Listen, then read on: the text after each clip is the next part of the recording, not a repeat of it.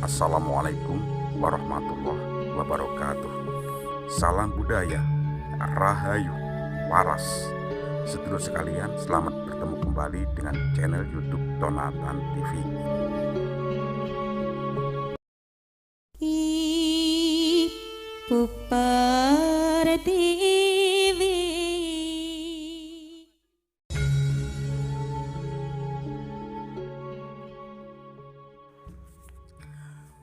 Sebuah kisah kuno dan cukup populer pada masyarakat Jawa adalah tentang keberadaan Sabto Palon dan Noyo Kingkong. Yang keduanya adalah abdi atau disebut Punokawan dari Prabu Brawijaya Majapahit. Pada serat yang bertuliskan berupa tembang Mocopat Sinom, diceritakan bahwa Prabu Brawijaya telah bertemu dengan Sunan Kalijogo. Sang Prabu didampingi oleh kedua abdinya. Diceritakan bahwa Prabu Brawijaya telah mengikuti tata ajaran Islam. Saat pengikraran syahadatnya dituntun langsung oleh Sunan Kalijogo.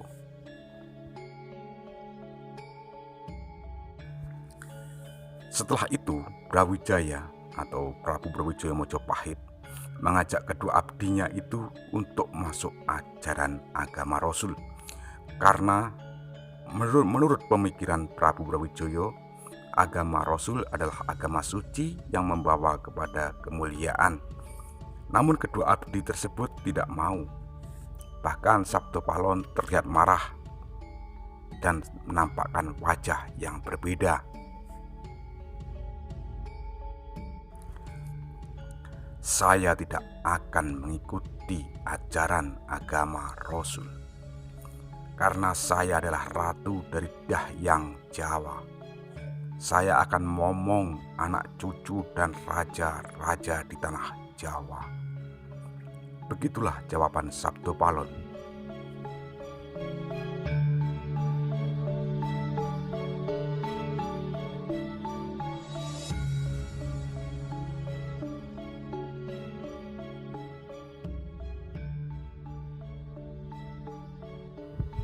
Selain itu, Sabto Palon berkata bahwasanya pada 500 tahun setelah dimulai dari dirinya mukso, maka dirinya akan kembali berada di tanah Jawa untuk menyebarkan kembali agama lama.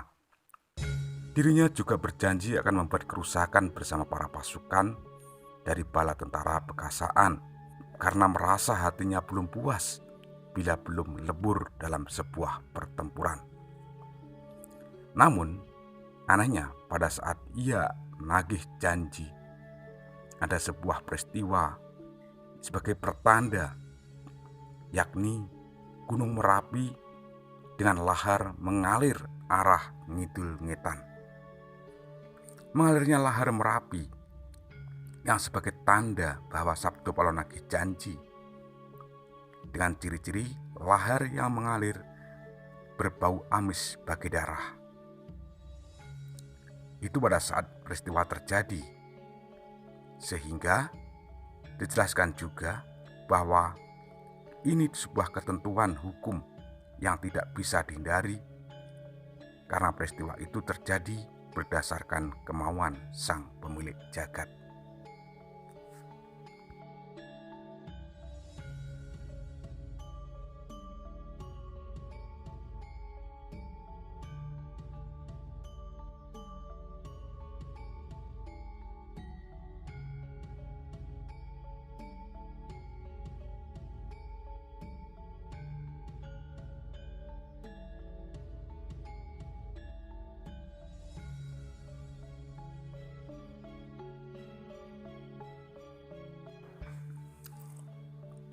Dan saat kembalinya ajaran lama yang disebarkan oleh Sabto Palon, didahului berbagai peristiwa yang terjadi. Selain itu, atau selain letusan Gunung Merapi yang terjadi beberapa kali dan silih berganti, sehingga akan menyebabkan kesengsaraan dan penderitaan oleh masyarakat di tanah Jawa. Selanjutnya, angkasa muncul bola api menyala dari api di bumi.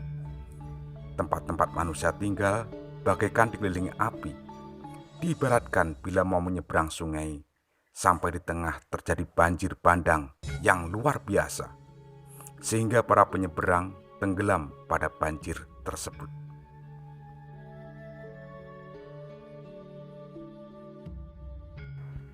Dari peristiwa dahsyat yang demikian, mayat bertumpuk-tumpuk, desa-desa tak bisa dikata, semua rusak. Perkotaan pun tak nampak indah karena hancur berantakan. Bahkan keraton tenggelam pada banjir tersebut, sehingga murkalah ratunya meninggalkan keraton mencari keselamatannya sendiri.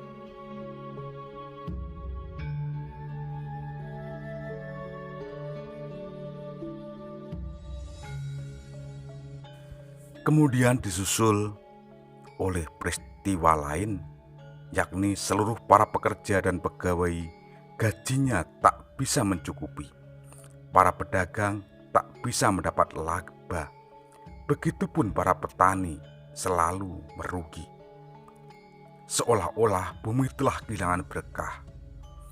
Tanaman semua dimakan hama, sehingga para kaum besar mencuri dan berebutan hasil curian. Telah tak lagi tertata para manusia. Malam gerimis datanglah pencuri, siang terang begal dan rampok pun datang. Huru-hara yang demikian itu menimpa tidak pandang siapa. Semua telah lupa pada tata aturan negara.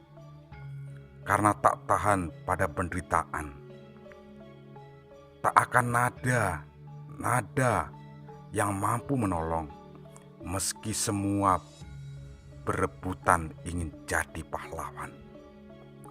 Datanglah pagebluk, balak luar biasa. Penyakit menimpa semua penduduk Jawa. Lepas dari semua obat, pagi sakit, sorenya akan mati, dan bila sore sakit, maka pagi hari sudah tiada. Setelah itu terjadilah hujan lebat di musim kemarau yang datang bersama dengan angin. Musim tak lagi bisa diperhitungkan. Kayu-kayu besar pada roboh tanpa peduli itu kayu untuk keindahan atau kayu untuk kerindangan. Banjir tumpah ruah, baik sungai yang besar atau sekedar parit kecil, semua menumpahkan air dan merobohkan kayu atau bangunan. Ombak besar naik ke daratan, menyapu yang masih tersisa. Hewan piaraan banyak yang hilang dan bila bisa diketemukan telah menjadi bangkai. Batu-batu besar sama longsor dari perbukitan. Gunung semua meletus secara bersama-sama. Bahkan gempa tiada berhenti. Bila dihitung setiap kalinya 7 kali. Tanah sama terbelah. Para jin, setan, dan seluruh lelembut berdatangan membawa penyakit yang luar biasa.